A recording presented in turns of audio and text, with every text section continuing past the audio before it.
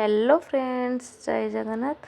सकाल उठी मुझे चल जाती फ्रेश हाँका फ्रेश हो आसे देखे तो हजबैंड मोर ऑफिस चली गले। आज मोर उठबार जेहेतु टे लेट हो जाता से बिना ब्रेकफास्ट ऑफिस जाते एपटे मुझे एग फ्राइड राइस कर खाई फोन कर पचारि से बाहर ब्रेकफास्ट कर डायरेक्ट लंच को आसबे तो डेरी नक मु लंच प्रिपेरेसन लगी गली। देन मो हजबैंड आसी जाते लंच आम दिज सांग हो लंच करदेलु। सांग हो खाଇବା समय टे गपसप भी हो जाइलु। आउपटे से चली जाते पुणी थे ऑफिस। घरे कहीं नथिले बहुत बोरिंग लगे। मुझे बोरिंग होता समय हठात आसिक पहुँचल मो हजबैंड। प्राण प्रिय धरुना तम लगे जेहेतु मुझे बेंगलोर बाहर आसी हजबैंड एका रोचे तो घर कहीं नथला बेले मत जमा भी भल लगुन था।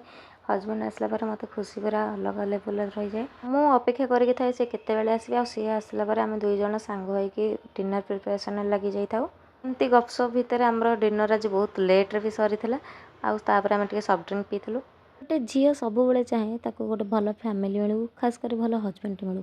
आईटा आज मत मिल ही जाइए। मो निजक बहुत ब्लेस मन कै। एपटे मो हजबैंड मो रात 12:40 है मोप एबीसी जूस करूँ सका पी बोली।